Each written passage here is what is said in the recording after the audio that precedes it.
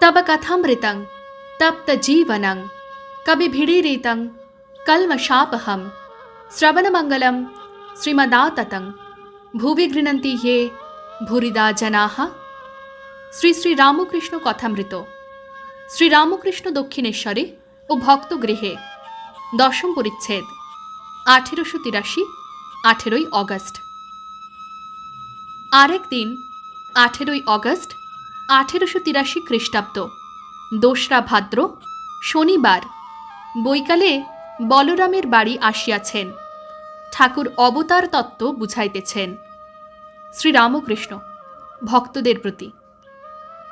অবতার লোক শিক্ষার জন্য ভক্তি ভক্ত নিয়ে থাকে।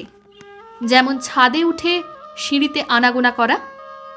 অন্য মানুষ ছাদে উঠবার জন্য ভক্তিপথে থাকবে যতক্ষণ না জ্ঞান লাভ হয়, যতক্ষণ না সব বাসনা কেটে যায়। সব বাসনা কেটে গেলেই ছাদে উঠা যায়। দোকানদার যতক্ষণ না হিসাব মেটে ততক্ষণ ঘুমায় না, খাতায় হিসাব ঠিক করে তবে ঘুমায়।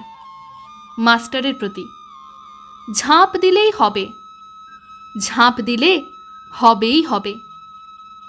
আচ্ছা, কেশব সেন, শিবনাথ এরা যে উপাসনা করে, তোমার কিরূপ বোধ হয়? মাস্টার: আজ্ঞা, আপনি যেমন বললেন তারা বাগান বর্ণনাই করেন, কিন্তু বাগানের মালিককে দর্শন করার কথা খুব কমই বলেন। প্রায়ই বাগান বর্ণনায় আরম্ভ আর উহাতেই শেষ। শ্রীরামকৃষ্ণ: ঠিক। বাগানের মালিককে খোঁজা আর তার সঙ্গে আলাপ করা, এইটাই কাজ। ঈশ্বর দর্শনই জীবনের উদ্দেশ্য। বলরামের বাড়ি হইয়া এইবার অধরের বাড়ি আসিয়াছেন। সন্ধ্যার পর অধরের বৈঠকখানায় নাম সংকীর্তন ও নৃত্য করিতেছেন। বৈষ্ণবচরণ কীর্তনিয়া গান গাহিতেছেন। অধর, মাস্টার, রাখাল প্রভৃতি উপস্থিত আছেন। কীর্তনান্তে ঠাকুর ভাবাবিষ্ট হইয়া বসিয়াছেন। রাখালকে বলিতেছেন, এখানকার শ্রাবণ মাসের জল নয়। শ্রাবণ মাসের জল খুব হুড়হুড় করে আসে, আবার বেরিয়ে যায়। এখানে পাতাল ফোঁড়া শিব, বসানো শিব নয়। তুই রাগ করে দক্ষিণেশ্বর থেকে চলে এলি। আমি মাকে বললুম, মা, এর অপরাধ নিসনি। শ্রীরামকৃষ্ণ কি অবতার? পাতাল ফোঁড়া শিব? আবার অধরকে ভাবাবিষ্ট হইয়া বলিতেছেন, বাপু, তুমি যে নাম করেছিলে তাই ধ্যান করো।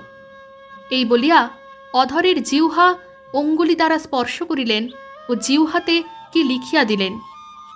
এই কি অধরের দীক্ষা হইল? একাদশ পরিচ্ছেদ।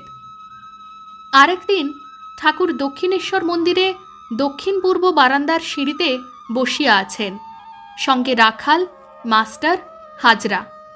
ঠাকুর রহস্য করিতে করিতে বাল্যকালের অনেক কথা বলিতেছেন। ঠাকুর সমাধিস্থ। সন্ধ্যা হইয়াছে। নিজের ঘরে ছোট খাটটিতে বসিয়া আছেন ও জগন্মাতার সহিত কথা কহিতেছেন। বলিতেছেন, মা, এত হাঙ্গাম করিস কেন? মা, ওখানে কি যাব? আমায় নিয়ে যাস তো যাব। ঠাকুরের কি কোনো ভক্তের বাড়িতে যাবার কথা হইয়াছিল? তাই কি জগন্মাতার আজ্ঞার জন্য এইরূপ বলিতেছেন?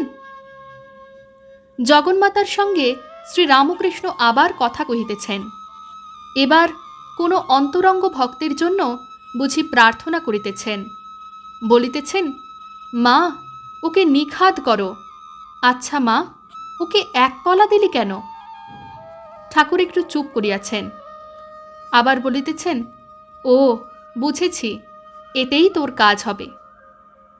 16 কলার 1 কলা শক্তিতে তোর কাজ, অর্থাৎ লোকশিক্ষা হবে, এই কথাই কি ঠাকুর বলিতেছেন?